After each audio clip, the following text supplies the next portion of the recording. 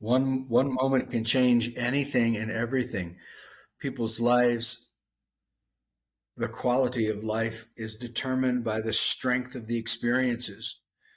One moment is enough to transform a person's life completely. Just think about how that happens in both good ways and bad ways. So here we want to take a dip in the flow. We want to experience a moment of synchronization where all the little engines of your body and mind, your brain, your heart, your digestion, and so forth get in sync. And you have that hum, that coherence effect, like two engines in hum. There's a threshold for how well you can experience this. It's the master skill.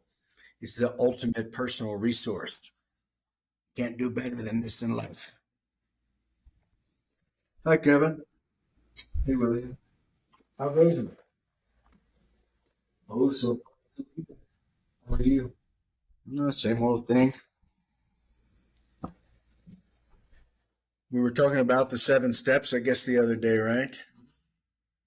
So this is the cottage. This is different than the office. Maybe we will do a live outside by the pond or something one of these days. I know you're all used to seeing me in the office. All right. You always have to have 3 questions ready. So just pick 3 questions out of the air. Okay.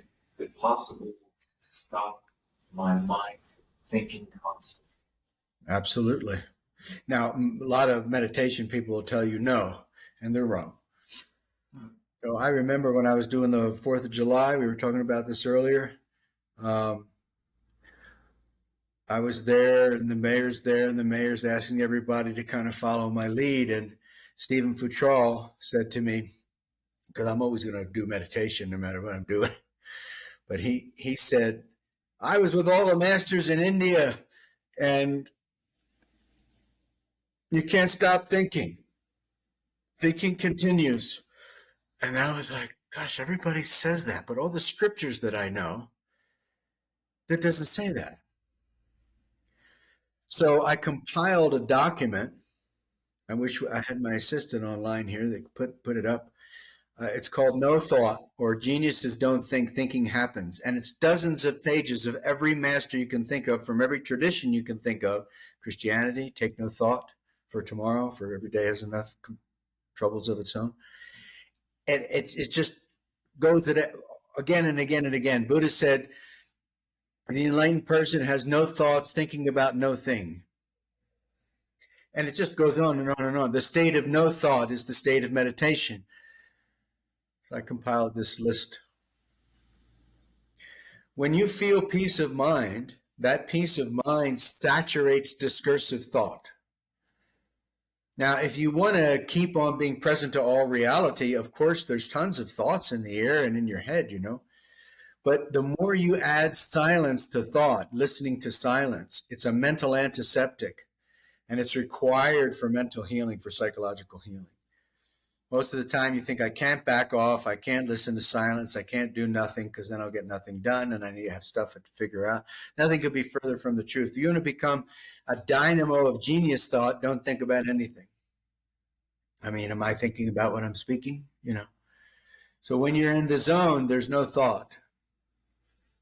And to access that first transcendentally, the orgasm does it, the great bite of food does it, the beautiful scene in nature does it. It's called samadhi in meditation traditions.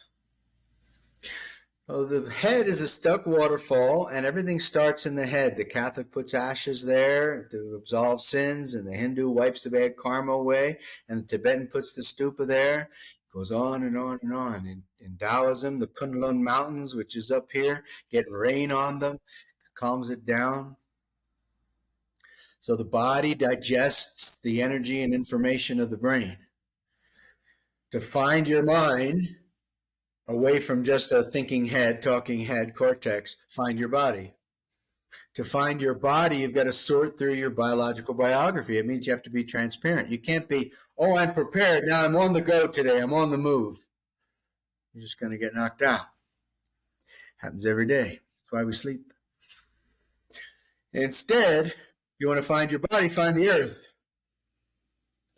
Touch down right here where you are. Break ground, grow an extensive root structure. Remember, I have said to you many, many times, you will forget. You have no memory of how this works. And yet, every time we do a session, it works, basically, right? But when you begin, everything's externalized. You cannot remember. It's not possible. You will not remember. You won't. You won't remember.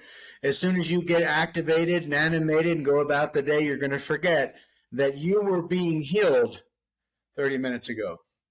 That these thoughts and these ideas are the top of human intelligence. A genius is not a wise person. A sage or a saint is a wise person. So if you do grounding and you do great contact with authentic masters of enlightenment, not me, I'm a bridge teacher. I can show you those, but I'm not that. But you need the bridge teacher and you need the authentic enlightened master. That's the only thing that'll calm your mind. Nothing else will calm your mind, generally speaking. There'll only be flashes. But in the long run, nothing will calm your mind other than great contact, because this part of your head there has to go down into your body. But you're taught from everybody and everywhere and everything to defend this from receiving anything from anyone. Keep this bulb on and make your way. Go get something. Go do something. It's exactly opposite of the master. The master is receptive. And in that receptivity, they have more shine and more action and more dynamism and more genius thought than anybody. They get more done in less time with better results than anybody. But your entire mind and everything, as soon as you leave here, it's all programmed only to keep everyone out, to facilitate your own agenda. But you can't win that way. So that's why most people, as they grow older, they lose their childhood spark. Because you got to be a conduit of life, not a subject-object strategist. So in doing some of these things, like I mentioned, and getting the touch for the cortex, because it all starts in the cortex, you can then enter the brainstem. You can enter the inner world. You can enter the body. You can touch your, doesn't matter the ethnicity, the gender, the culture, the heritage, the financial value, the sex appeal. None of that matters. What matters is, do you have the map and where are you going? Because if you're not training yourself and you're not evolving, then you're not going anywhere in life. You'll probably devolve as you get older rather than evolve. Evolve means that your head becomes transparent and your body becomes transparent. So you're a conduit of life. I mean, where's the miracle that you want to have happen so that you can take a dip in the flow, like dipping in magic waters? Where is that going to come from? It comes from the miracle streams. This place, these people, these circumstances, this moment in time, these futures, these pasts, these present factors, realities. Once you have enough knowledge bits like I'm giving you here, these knowledge bits can help you govern your life so that you build a better you. You're not always on go. You're building better hardware so that you can download better software. But what you do is you try to make the software better all the time, all the externals. And that's the only way that you think you're going to have happiness and success and wealth and health and all that. Wrong. Build better hardware. Then you can download better software. You can't download your brain because you can't even manage what's in your brain as it is, because you don't want to face yourself. Your biological biography is where your karmas are. If you're transparent and if you have a need, if you're confused just by aging, you can say, oh gosh, I have a need. Then whatever's in the future today, that becomes consumed by this. This is not consumed by that. That's a joke. So your personal time, your spiritual time or something like that, that is what's dominant. No investment, no return. If you don't give time and energy to this, you won't have any returns. Feeling peace of mind without thinking thoughts. You say 10 breaths. For the next 10 breaths, I'm going to count at the end of the exhale. I'm not going to think about anything. If you took a drug, if you had the orgasm, a great bite of food, if you landed in Tahiti or somewhere else, you're going to have those breaths where there's no thought. All right, question 2. Okay. So I'll read a lot of spiritual books, sages and saints and stuff like that. That basically our reality is an illusion or a dream, right? These things. So how do you keep that in mind, keep the nature of this existence in mind, but also give it the respect and utilize it best way? I'm not sure if that's the best way to put it, but I imagine you can do this. Initially, you get the principle, like I said to Kiahi. The dream world is the real world. This ain't the real world. But you can't make any sense of that, and that's dissociative and nuts. But I do that on purpose for the question to happen, because everybody knows there's something real about that statement. But in the other sense, in the physical world, everybody knows that New Age people, yoga, they're nuts. They don't have any ground. They don't have any, basically. There's no strength. You can run on top of them. They're not running anything in this world. They're people that you brush aside. They're dissociative. They're grandiose, religious people. So how do you play by the rules of the illusion you're bound by?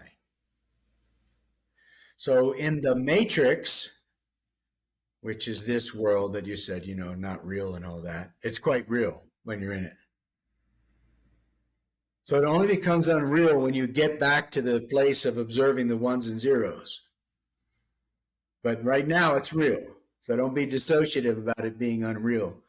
But once you have enough of a symbiotic relationship between the transcendental world and the world of form, the sleep world and dream world and our daily life, you can see that the subtle influences of your dream world or your inner world is actually creating your entire reality.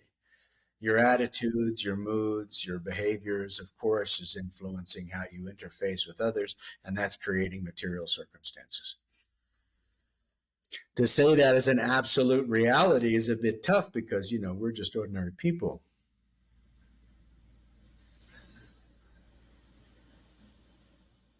The subconscious mind processes hundreds of thousand times faster than the conscious mind. The fastest race car driver, the best fighter, the greatest genius, the Einstein, they look like they have all the time in the world because they're referencing the dream world. In the movie Limitless, the guy's talking to Robert De Niro, and Robert De Niro says, "You sure you want to go to war with me?" And he says, "I don't think you understand. I see everything." And he says, in 20 seconds, the car over there is going to rear end the other car because he's texting and doesn't know. In 20 seconds, like bang, And so this is the type of quantum computing that goes on for a person who's in touch with their inner world while they're in the waking world. You begin to have these limitless associations. In that movie, he saw this lady's bag, and on the corner of the bag, there's this little note of a law book. And anything he ever saw in your life is here. It's in your mind. If you went to a library and you looked up and you saw peripherally, whether you read it actually or not, 100 books, in your mind is the title of those 100 books. But you can't access it. The calmer you are, the quicker your processing speed and the more you can access things. So in that movie where he saw the corner of the book, he extrapolated all this knowledge from the lady, the way the lady looked and her gestures, and he just started saying things that, blew her mind in a minute. That's a master person. There's a ton of associations going on in the inner world when you're very, very calm. To get to that super calm place, you need to meditate. You need to experience doing what the Olympian does before they deliver.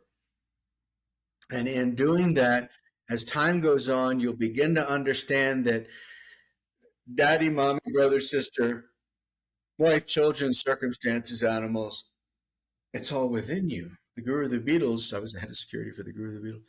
He said to me one time, stop pretending there's an outside world and an inside world. Take down the wall. So right now you're scared. So all there is, there's an outside world. And then there's the secret inside world, the real you. If you take down the wall and you become authentic and transparent, you'll have access to more information in your biological biography. You'll be able to heal yourself and actualize your life better. And you'll be able to realize that it really is a dream world. But that's a bit advanced to talk about. But it certainly is. The dream world is certainly the real world, and the physical world of manifestation certainly is not real world. I mean, in science, E equals MC squared, energy, matter, configurations. Credit card, put the credit card in 2 seconds, the configuration changes exactly precisely to the cent of what you spent or what money went in. We have energetic configurations. Energetic information goes across the cell of the body. It programs the RNA, it programs the DNA according to the strength of experience. If you don't have access to those energetic codes, you can't change them. That's why having access to the dream world is so important, because that's where the beliefs and the genetics and 1,000 years ago who your grandfather was and so forth and so forth. It's all here. Surrendering to this information and energy is the most important task of your life, because if you do, I mean, a multiple personality disorder person, according to PubMed, world's most respected medical journal, their eye color and eye prescription can change. So the person has 10 personalities, there's many cases, they got 10 kinds of glasses with different prescriptions. The ophthalmologist told me when I asked them, can is there anything to that change your eyes, heal your eyes thing? And I had already done it once. And he said, no. 2 weeks later, I healed my eyes again. And the ophthalmologist said, no, that's all pseudoscience. I did it. And that's the tip of the iceberg. The ability to go inside of your mind and change who you are. There's good things about your ethnicity, there's bad things about your ethnicity, so forth, so forth. You begin to become the string puller of yourself, and you're not so concerned with ethnicities and colors and genders anymore. You're more concerned kind of with what's going on inside you. So slow down, stop, reverse your search. There's one white light and many scenes. Don't get lost in the dream. Think that you're in the movie. Trace the one white light back through your heart and find the producer, find the script writer, and start to transform your insides to become more healed. That's how you get the life of your dreams. So that's 2. 3. All right. Came up for answering 2 was, do we need to be protective of ourselves? We say take down the barrier. For me, I feel like I spent a lot of time trying to, I don't want that energy. I gotta preserve my, or I gotta protect. Wall, put the wall up, right? Because you can't be tight and keep yourself safe, and this and that. How do you go about it and remaining safe? Stop being a chicken shit. That's basically how that happens. I was martial arts for a long time, and I own schools, and I've done coaching to a few MMA people over the years. One was what the heck was that guy's name? I don't remember. 20 some years ago, was a pretty tough MMA guy. Another one was a professional boxer. And then Ben. Um, and then one day, and you said, well, you have to tell us thank you. I told you that you and Ben really taught me something. And that is that you're all so chicken shit, and so am I, that it's just crazy. I'm not going to teach you all the little secret stuff I know anymore, necessarily. You some. But because you won't, I learned with Ben the one time, will not stop being scared, no matter what. I could demonstrate some really cool stuff. I could talk about enlightenment, whatever. Everything is a war, everything. And then it just clicked in my brain. I don't need to do that all the time. That's what I've been doing all this time. I'm a chicken shit. Okay, here's how you protect yourself. Drop the defense mechanisms and be aware of everything that's present and let it in. And when something that comes in that's not appropriate, you automatically strike, like the wave to the wind. This preemptive subject-object protection thing, meaning I told Ben, why are you afraid of the fighter over there? I don't get that. Everything is over there. I would be afraid of the fighter touching my skin. And until that moment happens, I would be accepting every single thing that they are and do. I said to him, when you walk into the ring in the very beginning, before his first fights, when you're walking, don't be going around and looking around and everything. Keep your head down and keep on imagining, where can this person hurt me? So the reason that you're stuck in shock is because you're not willing to acknowledge that there's no such thing as negative energy. It's only my interpretations of a person's behavior. If there's a little child and they have this much negative energy or do this much wrong, are they evil? Or because you're this big, they're not evil. They're just somebody that's learning, and you can guide them and transform their behavior and so forth. But if they're this big and you're that big, that's when you blow their stock and blow your stack, and they're just wrong and bad and evil, have to be punished. Same thing with this world. You say this world is so bad and it's on the wrong track and doing so many things. There is an amoeba, there's a fish, there's a gorilla, there's a human. I think the universe knows exactly what it's doing with the evolution of the human race. And the people, in the absolute sense of it, have the pure life energy from the tree, through the rock, through the person. And that pure life energy, if you try to stop that by labeling them as bad and wrong, and you have to protect yourself, then you can't blend with that energy and utilize it yourself to then really protect yourself. So if you're constantly in a state of shock about protecting yourself, you can't protect yourself. I remember the movie Highlander. This Vietnam vet was super, super scary and everything. And he's got all these guns and everything. And then he's in the hospital and stuff happened. And he said, I can't protect myself. No, you're aging. You're exactly right. You can't protect yourself. I told the guy in Palestine the other day, you're going to die for sure. Don't worry. I am. Unless I could become immortal. I don't know if you could teach me.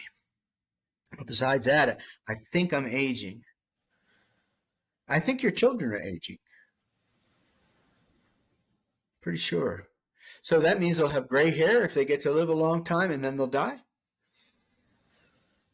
So if you are truly present to yourself and to the baby in the carriage, you have an air about you and you have a light about you, and the baby's really protecting you and everything. And if one wrong person comes near that baby or one dog jumps, you will attack and destroy like nobody's business. You'll be the most vicious animal on the earth. So stop being afraid of that moment and trying to get out of the fact that that moment might come and you could even be destroyed yourself, maybe not make it. And just live your life on a daily basis and constantly be understanding where the person's coming from. I mean, it's really easy if you get a little healing to yourself. Everybody's so afraid, it's just crazy.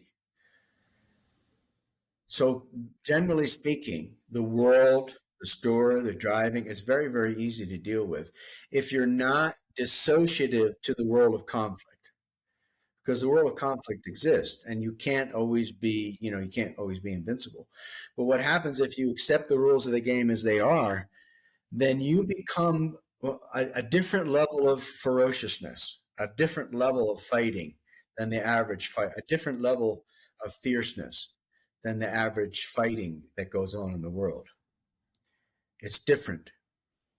Parental protection instinct. So what you have to do is to realize inside yourself your own ground and include all people into that ground. And when somebody acts in a win-lose kind of a way, which if you're in fear and you're in shock all the time, then you're going to act in a win-lose kind of way. Then you must lose. So if that's the kind of life you want to live, have at it. I'm a bit busy. So if you're devoted to the win-win and doing the best you can, then if a predator challenges you or anyone in your life to a fight, you must not disappoint them. But you better be sure that you're functioning from the win-win. Because if you're just functioning from the win-lose all the time, which is the ordinary state of consciousness, then you must lose. The universe must beat you down with losses and diseases and problems, because that's the only way you're going to become receptive. So that's what's happening because of our aging, really. Just our aging is causing us to do that. So why not make it a little easier on yourself and do that now, instead of being forced into it by the projections of whatever is next in the day. Accept the projections as God trying to heal you, whether their appearance is evil or good, whatever their appearance is. God is love, love is everywhere, behind the scenes of environment, pronoia is functioning.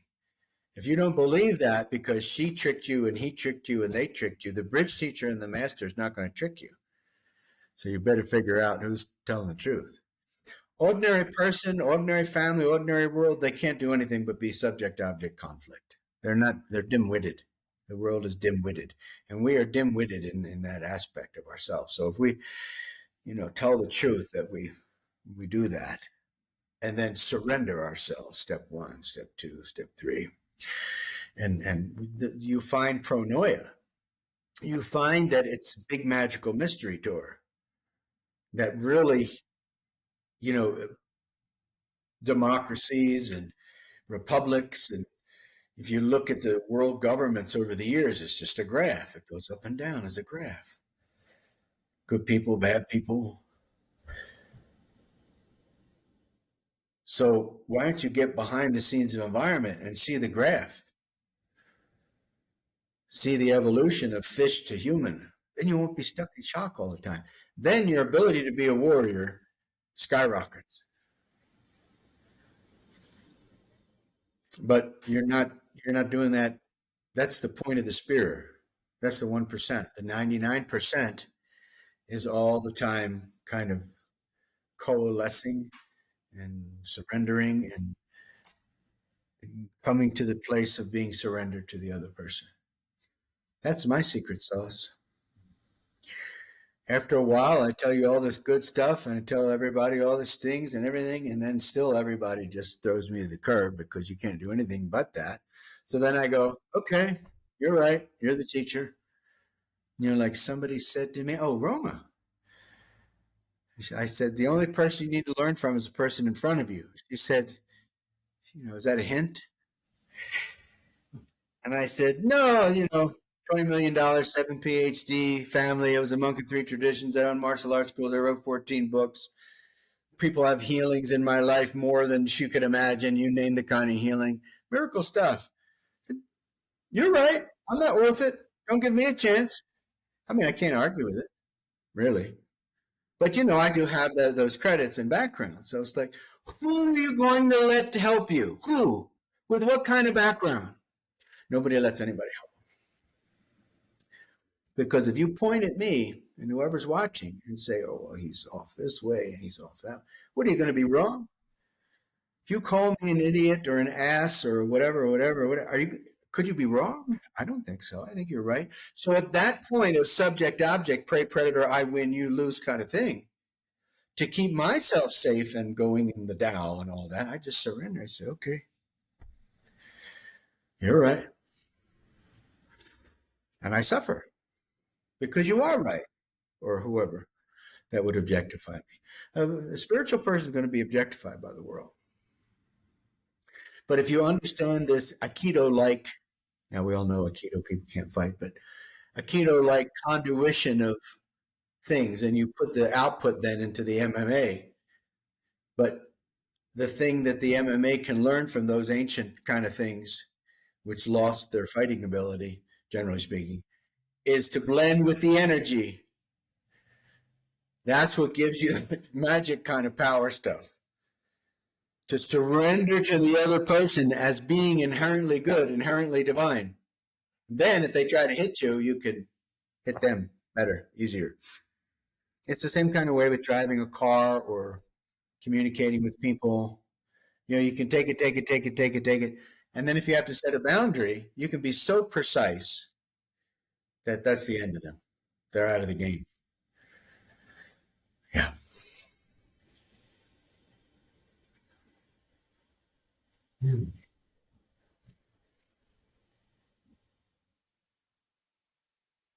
All right.